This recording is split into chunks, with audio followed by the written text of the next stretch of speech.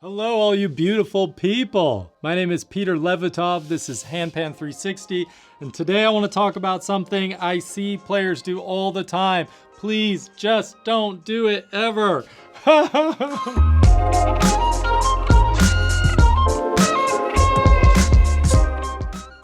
All right, so we love the handpan. We want to be playing for a really long time. We have to take care of these wrists. When players begin to play the handpan, I will see this all the time with the tilt of their instrument. Whether it's on their lap or they're sitting down, you'll see this tilt towards the player. No, please don't ever do this. The reason being is it forces your wrists into this position. Just sit there and try that right now. Ow! Carpal tunnel land, carpal tunnel city. Guys, we want to be playing this instrument for years, for decades. Take care of your wrists. Please, take care of the wrists. And so what we want to do instead is tilt the instrument slightly away from us so that the rim at the furthest edge, furthest from us, points down anywhere from 10, 20, 30, 40 degrees, something like that, whatever's comfortable to you. This aligns your wrists nicely for these strikes close to the body so that you don't have to extend them out in this direction. So here, we're very comfortable with the wrists and the action. Everything that I'm doing on the instrument, I'm trying to take care of my wrists because things add up over time. A lot of players tell me that when it's tilted like this, they can't see the notes. Even in neutral, sometimes they can't see the notes, which is why they end up tilting this way. This is particularly true on a very deep instrument. And what I would say to that is something I wish I told myself when I first started playing, which is it's okay not to see them. In fact, it's better in the long term if instead of relying on my eyes, I cut the middleman out.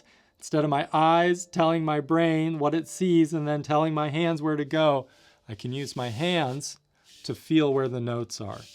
It may take a little longer at first, but over time, you'll become a better player, I think, by utilizing this technique and by trusting yourself and developing this habit. And actually, a few years into playing, I realized that I was over-relying on my eyes, and I started trying to not do that, and it was incredibly difficult. So I started playing in a dark room with no lights on.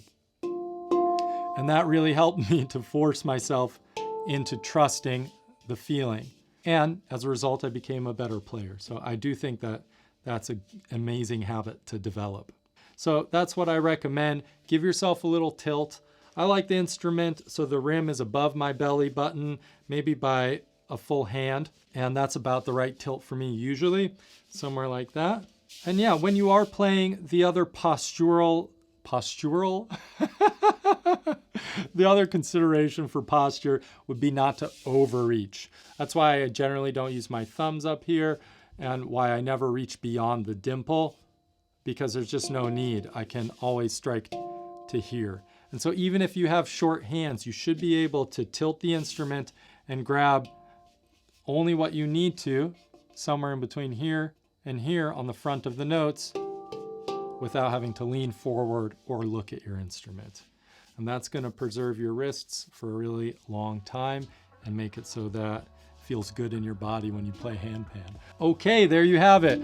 I hope that you enjoyed that and you have many, many years of easy, joyful playing ahead of you, comfortable in your wrists, happy wrists. If you like this work, I have a course coming out at handpan360.com. Super deep dive into all things handpan, so check that out.